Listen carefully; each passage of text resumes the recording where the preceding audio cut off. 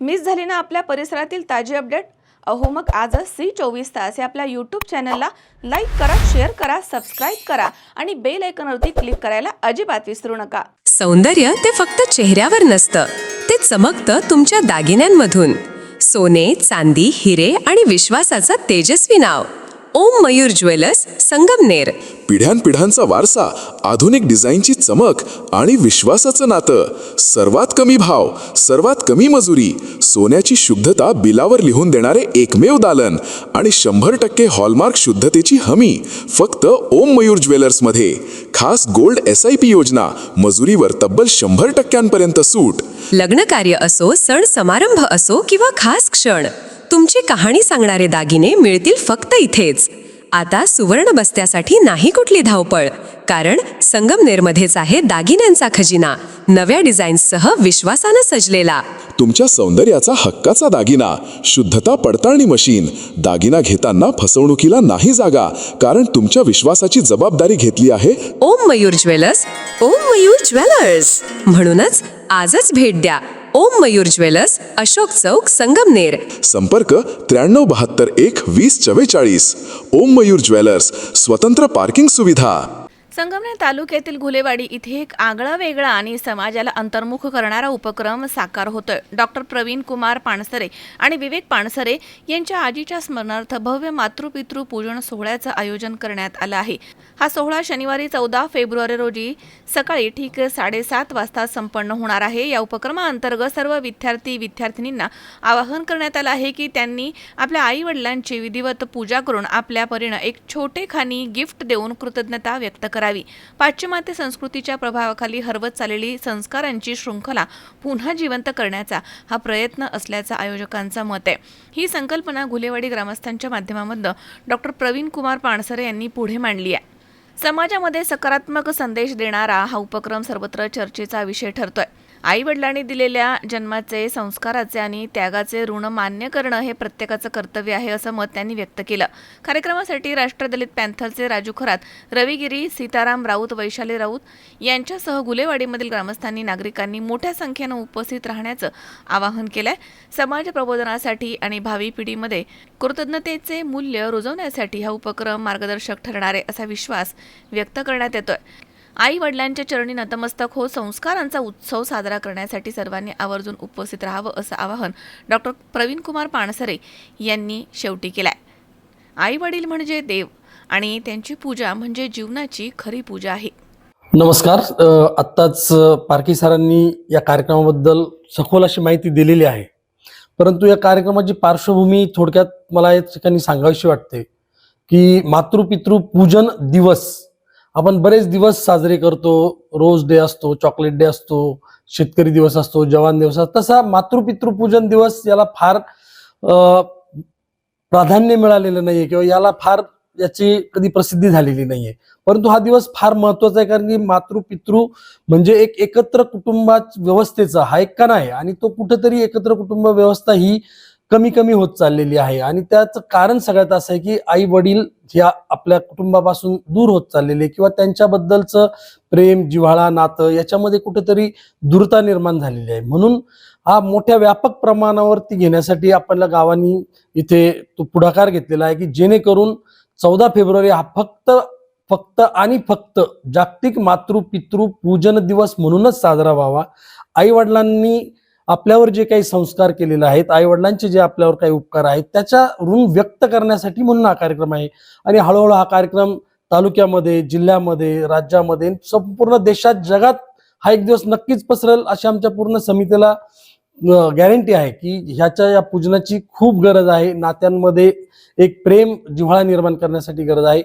दुसरी गोष्ट, कार्यक्रमाच्या दिवशी पाल्यांनी पालकांसाठी गिफ्ट घेऊन येणं किंवा काय काय तयारीने येणं हे पारखी सरांनी सांगितलं आहे. दुसरी गोष्ट की ही सर्व विनामूल्य तर आहेच, तर एक जसं आपल्या नात्यातलं एक पर्यावरण चांगलं करण्यासाठी हा कार्यक्रम आहे, तसंच खरं पर्यावरण सुद्धा सुधारण्यासाठी आपण इथं एक सांकेतिक म्हणून एक आंब्याचं झाड प्रत्येक माता पित्यांच्याकडून पाल्यांना देणार आहोत.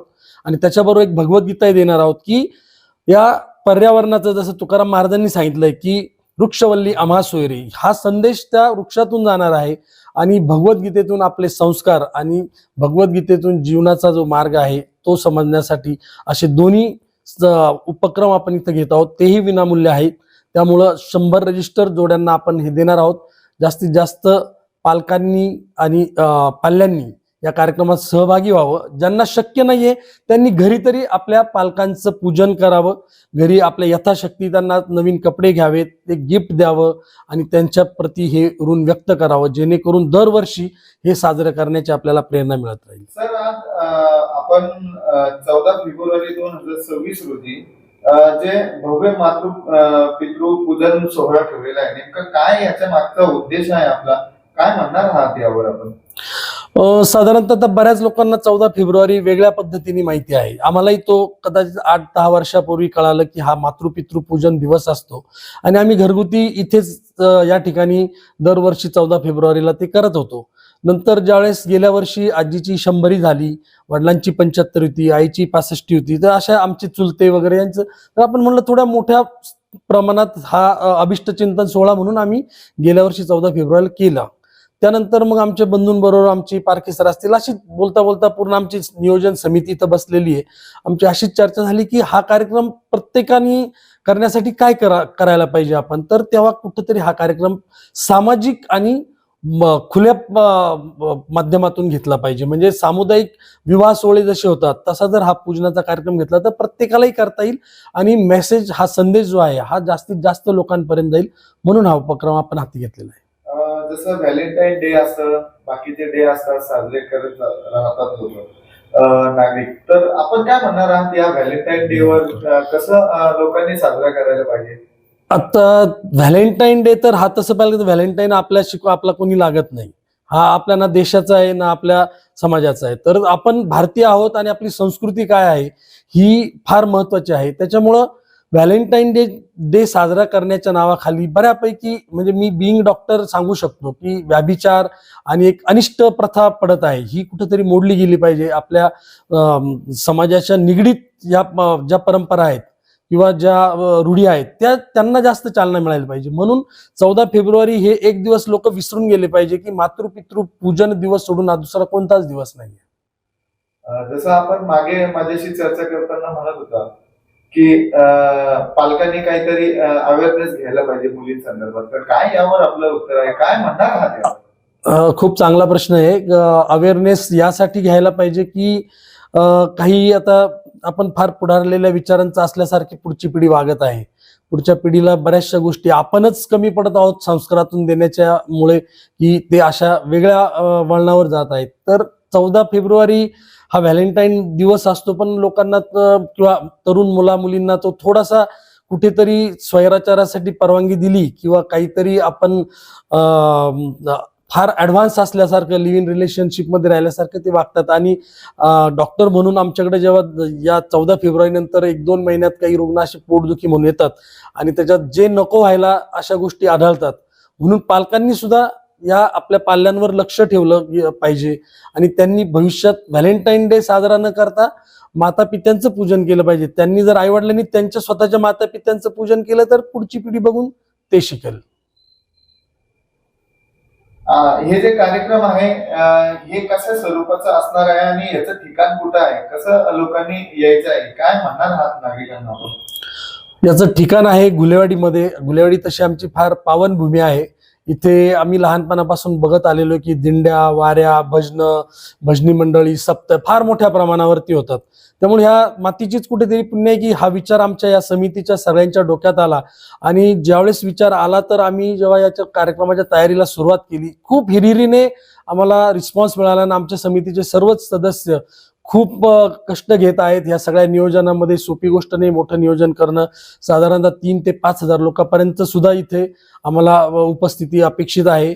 आणि हा कार्यक्रमाचं ठिकाण आमच्या गावचं जे मूळ मंदिर आहे, ज्या मंदिराने आमचं सगळं गाव जोडलं गेलं आहे, त्या मंदिराच्याच परिसरामध्ये मातृपितृ महाप्रसादाचं आयोजन केलेलं आहे, पूजनाचं आयोजन आहे आणि तिथं सर्व बैठक व्यवस्था, गुरूंची पूजा, गुरूंच्या हस्ते पूजा, हे सगळं साधारणतः 14 फेब्रुवारीला सकाळी 7 वाजता सुरू होईल आणि एक 11 वाजेपर्यंत प्रसादाचा कार्यक्रम वितरणाचा कार्यक्रम सुरू होईल आणि फार मोठ्या संख्येने लोक उपस्थित राहतील आणि फार अविस्मरणीय सोहळा होईल अशी आम्हाला अपेक्षा आहे. कारण की यापूर्वी कसं ऐकिवात नाही की असा सामुदायिक रित्या मातृपितृ पूजनाचा सोहळा कुठे पार पडलेला आहे.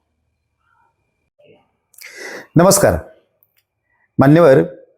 14 फेब्रुवारी हा जागतिक मातृपितृ पूजन दिन असतो आणि या दिवसाच्या निमित्ताने घुलेवाडी ग्रामस्थ आणि संपूर्ण पाल्य यांच्या वतीने घुलेवाडी गावामध्ये मातृपितृ पूजन सोहळ्याचं आयोजन करण्यात आलं आहे.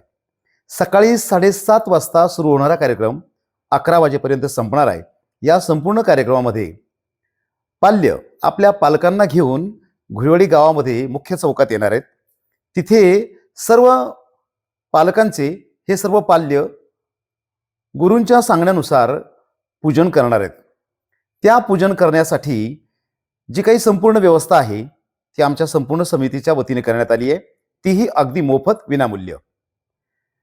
या संपूर्ण कार्यक्रमामध्ये सर्व पाल्य आपल्या पालकांना इथे आणल्यानंतर त्यांना चौरंगावरती बसून त्यांची पाद्यपूजा करणार आहेत. त्याचबरोबर त्यांना मिठाई भरून हारही घालणार आहेत. या संपूर्ण कार्यक्रमाची तयारी ही पूर्ण होत आली आहे. मात्र सर्व पाल्यांनी आपल्या पालकांसाठी चौरंग आणि पूजेचं सर्व साहित्य सोबत घेऊन यायचंय.